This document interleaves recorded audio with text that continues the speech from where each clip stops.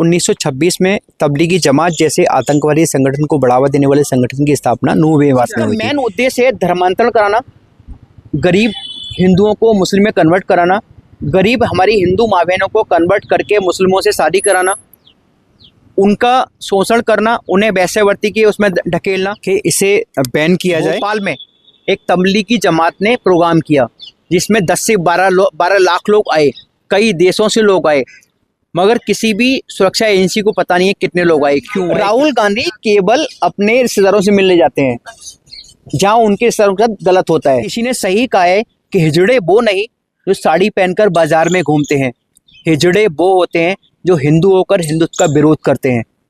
Sir, आज जो आपने ज्ञापन पेश किया है, क्या है वो और क्यों इसकी जरूरत पड़ी? ये ज्ञापन एक संगठन है जिसकी स्थापना 1926 में 9 मेवात में हुई थी। ये कांग्रेस ने आरएसएस को काउंटर करने के लिए इस संगठन की स्थापना कराई थी। आरएसएस की स्थापना 1925 में नागपुर में हुई थी और 1926 में तबलीगी जमात जैसे आतंकवादी संगठन को बढ़ावा देने वाले संगठन की स्थापना 9 मेवात में हुई थी।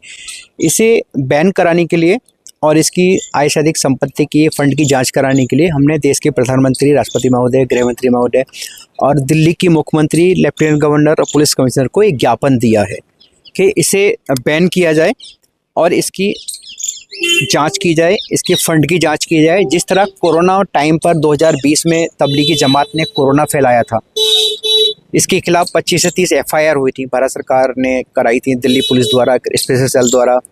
सुनने में आया था कि तबलीगी जमात के बॉस को हमारे देश के कुछ एक अफसर अपनी गाड़ी में बिठा के एयरपोर्ट तक छोड़ने गए थे। बड़े दुर्भाग्य की बात है। और जबकि उन बेशर्मों से एक बात कहना चाहता हूँ कि चांदनी चौक पर एक कार में बम ब्लास्ट हुआ जिसमें 15 से 20 लोगों की निर्मम हत्या कर दी गई, शहीद हो गए वो लोग। उसमें भी तबलीगी जमात का हाथ आया। उसके बावजूद भी हमारे देश के सेकुलर नेता, सेकुलर अफसर मुंह में दही जमाई बैठे हैं। इसी कड़ी में अगर कोई मुस्लिम जिहादी मर गया होता किसी हिंदू भाई के हाथों, तो उसके घर ऐसे रोने जाते जैसे उनकी बहन विधवा हुई हो, उनकी बेटी विधवा हुई हो, उनका दामाद या बहनोई मर गया हो।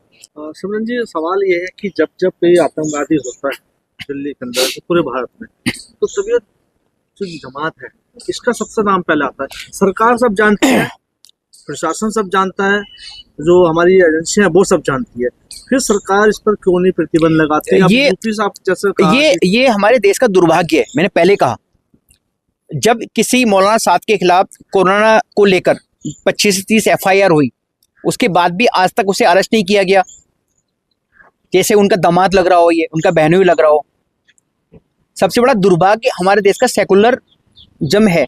किसी ने सही कहा है कि हिजड़े वो नहीं जो साड़ी पहनकर बाजार में घूमते हैं, हिजड़े वो होते हैं जो हिंदू होकर हिंदुत्व का विरोध करते हैं और देशभक्तों का विरोध करते हैं, आतंकवादियों की सपोर्ट करते हैं। उसी कड़ी में हमारे देश के कुछ एक नेता और कुछ एक अफसर हैं जो तबलीगी जमात को बैन कराने में और उनके खिलाफ बोलने में डरते हैं।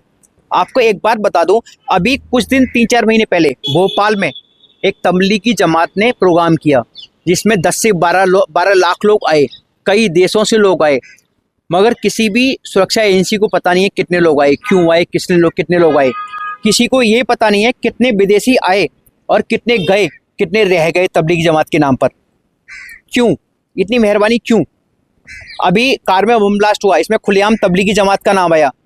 किसी भी जांच एजेंसी ने बोल तो दिया तबलीगी जमात के साथ थे ये लोग, तबलीगी जमात का साथ था, तबलीगी जमात के मस्जिद मदरसों में रुके, तबलीगी जमात के मस्जिद मदरसों में जो बच्चे पढ़ते हैं उनके लिए जिहाद की शिक्षा दी, स्लीपर सेल बनाया, जैसे कहती हैं दबी जवान में, मगर खुलेआम बोलने में डरते हैं।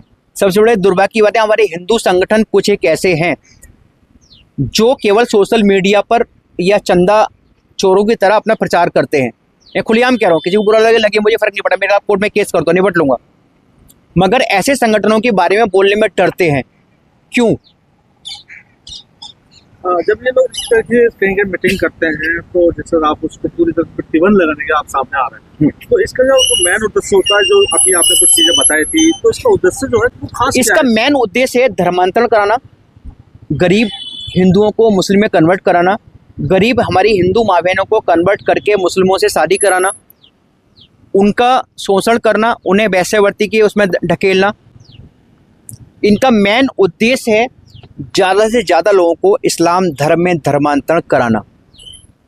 अभी यूपी में इतना बड़ा धर्मांतरण चल रहा था, उसमें काफी डिबेटें भी चल रही थी, लेकिन हमारे कुछ संगठन उनके समर्थन मैंने क्या कहा, यूपी में एक संगठन है जिसका नाम में मेरे ही उस पर हुआ था, इसमें 19 लोगों को उम्र कैद हुई थी, कलीम सिद्दीकी, उमर गौतम, पयामे इंसानियत, जो कि झुंगुर बाबा का एक सिस्टर कंसर्न संगठन था।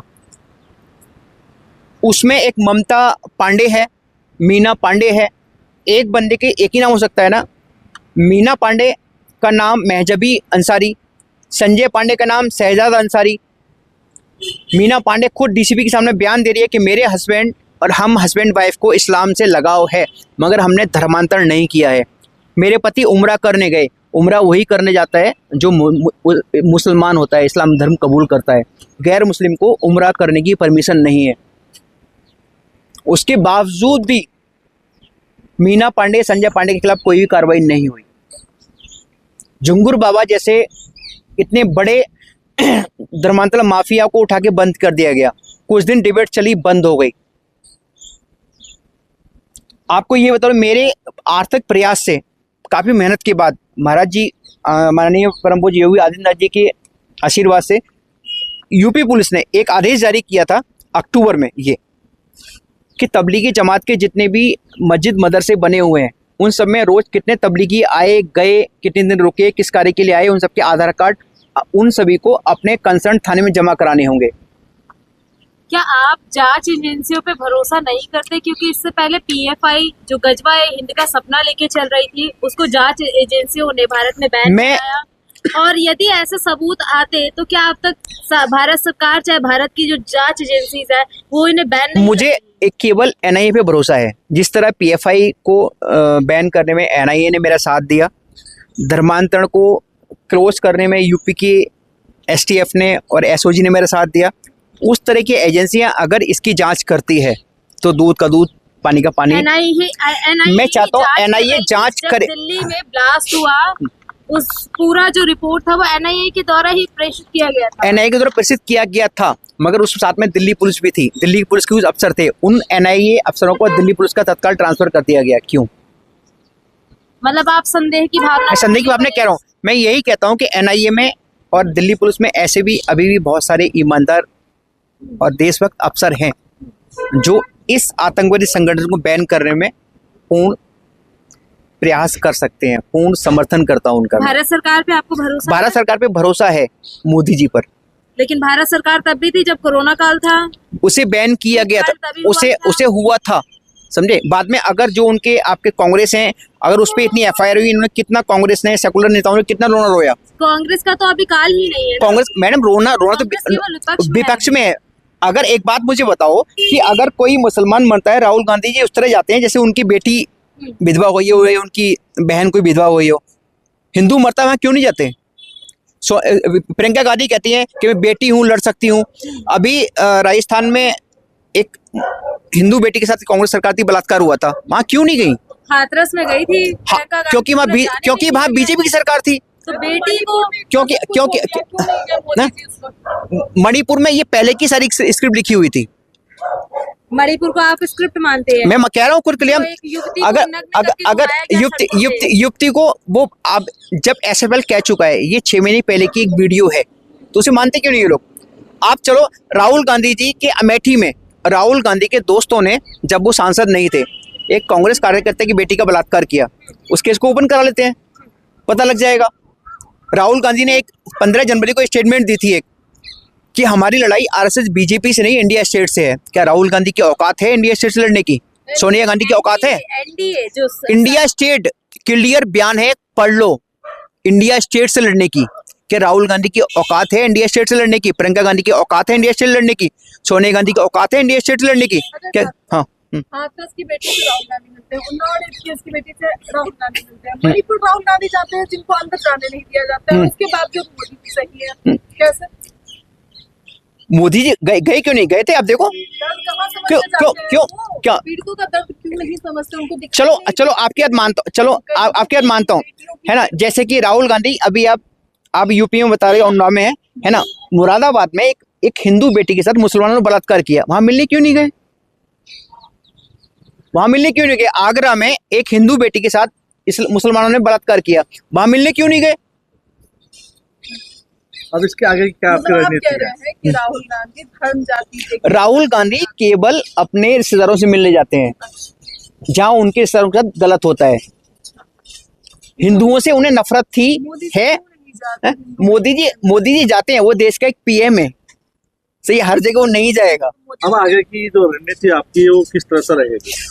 ये है कि हम लोग 1 मई से पानीपत से यात्रा शुरू करेंगे। हमारी यात्रा नू महादेव में एक नल्लड़ महादेव मंदिर है, वहाँ खत्म होगी विशाल यज्ञ के रूप में, और हमारी यात्रा का नाम होगा शहीद दिव्य ज्योति यात्रा। हमारी यात्रा पानीपत से शुरू होकर दिल्ली, यूपी, हरियाणा, राजस्थान, गुजरात, नल्लड़ महादेव मंदिर समाप्त होगी। इस यात्रा में कुछ हमारे मुस्लिम स्कॉलर भी होंगे, शहीद परिवारों के लोग होंगे, और कुछ संत होंगे जो देशभक्त हैं। मैं पहले कह रहा हूँ संतों के लिए वो संत बिल्कुल ना आए जो अपनी राजनीति चमकाने के लिए, अपना सनातन का झूठा प्रचार करने के लिए आते हैं। उन्हें बिल्कुल बैन है हमारे यहाँ पे। वो हिंदू नेता बिल्कुल ना आए जो हिंदुत्व का दिखावा करते हैं, मैं पहले ही कह चुका हूँ। और उसके बाद भी अगर बैन नहीं होता, जिस तरह मैंने पीएफआई को लेकर सुप्रीम कोर्ट गया था, माननीय उच्च न्यायालय ने मुझे बहुत सपोर्ट की। उन जज साहब को बहुत बहुत धन्यवाद, उन सभी न्यायाधीशों को बहुत बहुत धन्यवाद। और मुझे उम्मीद है मेरी इस एसएलपी में भी वही जज साहब मुझे अपना बेटा समझ के या बच्चा समझ के मेरी बहुत सपोर्ट करेंगे और इस बैन कराने के लिए मेरी इस याचिका को सुनेंगे।